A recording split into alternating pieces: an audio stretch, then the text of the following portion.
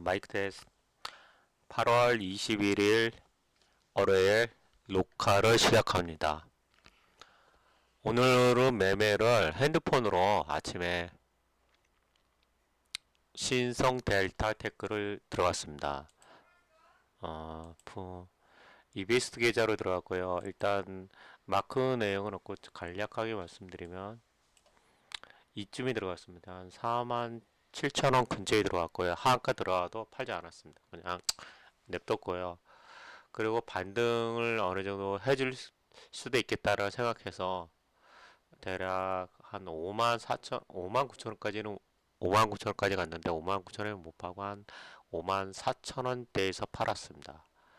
그리고 다시 떨어져 주길래 일을 보고 있다가 다른 일을 하다가 이제 떨어지길래 이때 4만 6천 원대 잡아가지고 대략 한 5만 원대 팔았습니다. 약 10% 이익을 보고 봤는데요. 한 400만 원 이익 구간, 400만 원, 4, 500 정도 이익을 보았습니다. 그리고 사실은 이제 다시 이제 오후에 아마 이 근처에 한 5만 원대에서 한번 더 들어갔는데 급락이 나왔습니다. 계속 보유 중입니다. 지금 이베스트 계좌로도 보유 중이고 키움증권 계좌로도 보유 중입니다. 신성은 많이 들어갔고요. 일단 신성은 그래도 제가 서남하고 좀 틀린 점이 뭐냐면은 서남하고 제가 저도 테마주를 좋아합니다만은 재무제표를 봅니다. 일단 서남의 재무제표를 그때 보시면은 재무적 리스크가 크다고 그랬지 않습니까?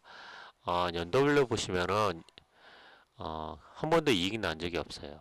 그리고 지금 서남 자체에서 제가 문제가 되는 게 뭐냐면 그때 대주주 지분이 일대 대주주가 팔고 나갔다고 했지 않습니까? 이거 상당히 심각하다고 그랬죠. 물론 이제 여기서 제가 첫 상한가에 팔았는데 두 번째 상한가까지 갈 수도 있었습니다. 아마 이때 팔았다면은 상당히 더 많은 수익을 봤을 텐데 그 다음날 다시 급락했습니다. 주식시장에서 100%라는 게 없고 어떤 없는 상황에서 우리가 물린다고 했을 때 반등을 해주는 종목들은 어떤 종목들이 하냐면은 이 재무제표가 좋은 종목입니다. 이 세상에 지금 이 신성 델타 테크가 초전도체로 이렇게 테마를 불었지만은 이 테마라는 거는 솔직히 말해서 그냥 그 사람들이 붙여준 그냥 무늬입니다. 이 여기 초전도체라는 그 종목들은 다 초전도체하고 아무 연관이 없습니다. 실질적으로. 그냥 사람들이 붙여서 그냥 테마를 붙인 거고 어떤 연관관계도 없습니다.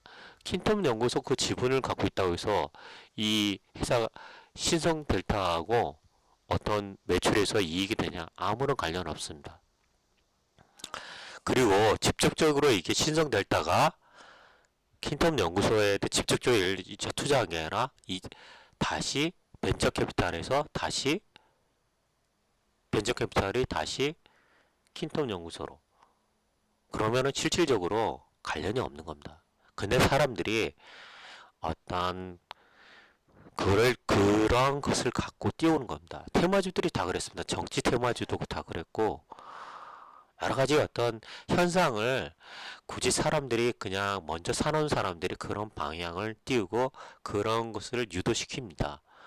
근데 그런 거 떠나서 제가 이 신성을 좋게 본 이유가 뭐냐면 재무제표로 보십시오.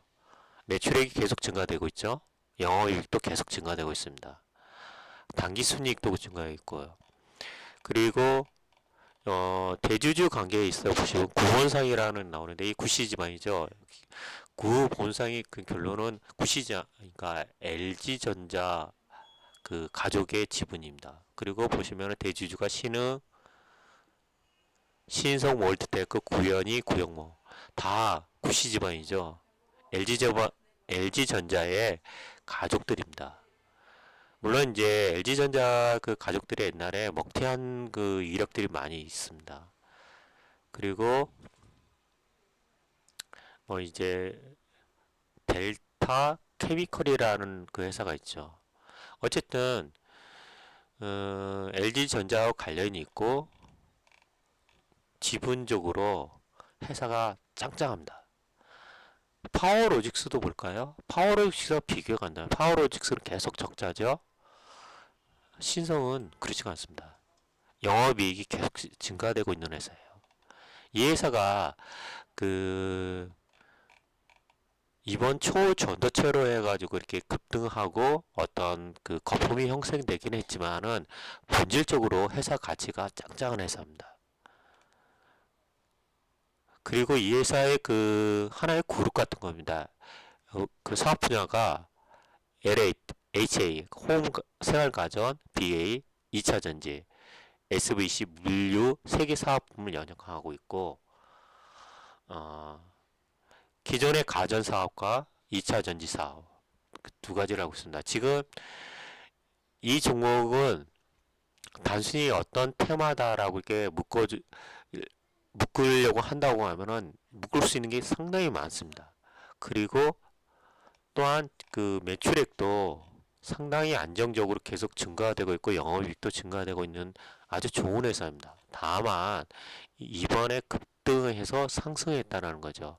그래서 아마 6만 5천 원 근방에서 했던 물량들이 지금 상승해 이제 이런 낮은 가격대에 잡았던 사람들이 이제 그 아마 물량으로 나오고 있는 겁니다. 그러나 이 물량이 언제까지 떨어질지는 모르겠지만은 어 그냥 이 기업이 장기적으로 좋아진다는 방향으로 봤을 때는 괜찮은 회사라고 판단됩니다. 제가 말했지 않습니까? 이 초돈저체 관련 회사 중에서 신성이 제일 재무적으로 좋습니다.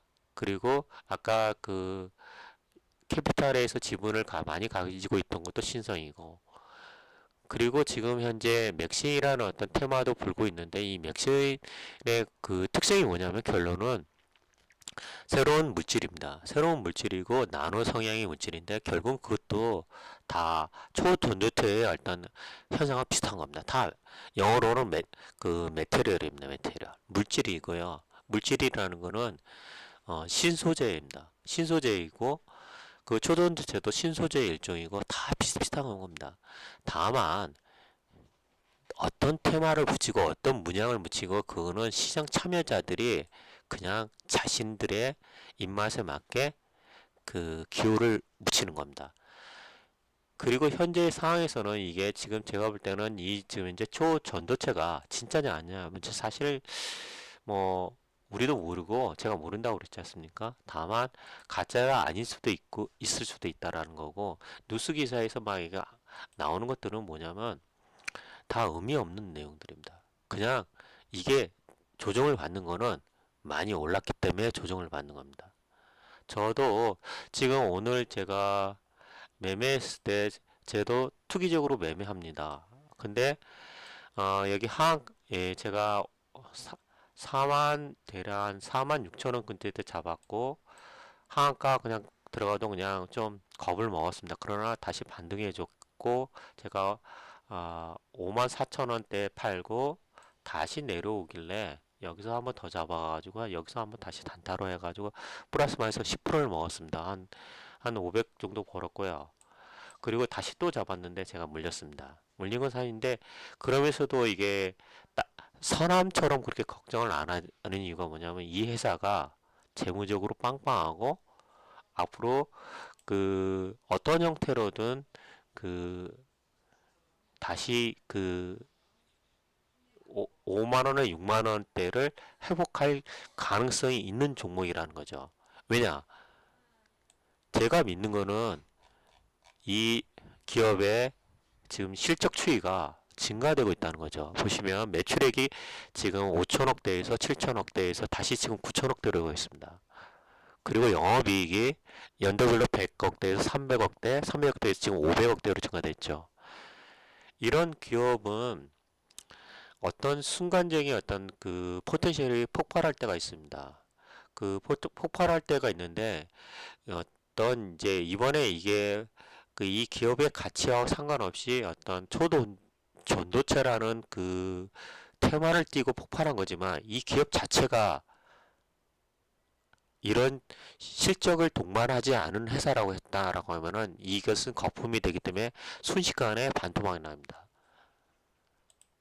서남이 그랬지 않습니까? 서남이 이거 그리고 그 서남이 그 큰 이유 중에 하나가 대주주가 팔았죠. 저도 이 기업을 기술적으로는 되게 좋아한다고 그랬지만 재무적으로는 리스크가 있다고 그랬지 않습니까?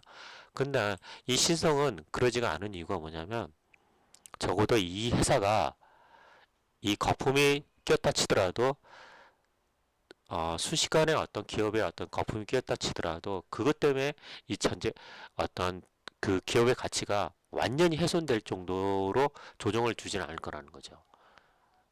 제 생각에는 이 기업의 가치는 대략 어 3만 6천 원에서 3만 원 사이 근방에서는 그때까지 조정이 온다 치더라도 다시 한번 반등이 올 가능성이 높다라고 판단합니다. 그것을 그 믿는 근거는 이런 실적과 이익에 기반한 것이고, 그런데 문제는 이것도 또 하나의 문제인데 여기 구시 항목 구본상이라고 나오고 구연이 이렇게 어떤 구시 집안의 형리전에 나오지 않습니까? 사실 최근에 주식을 오래 보신 분은 아실지 모르겠지만은 그 그러니까 LG전자의 그 가족들이 어떤 운영하고 그런데 지분을 갖고 있던 것들이 먹튀가 한번 몇 번 나온 적이 있고 그것이 문제가 되는 종목들이 꽤 있었습니다.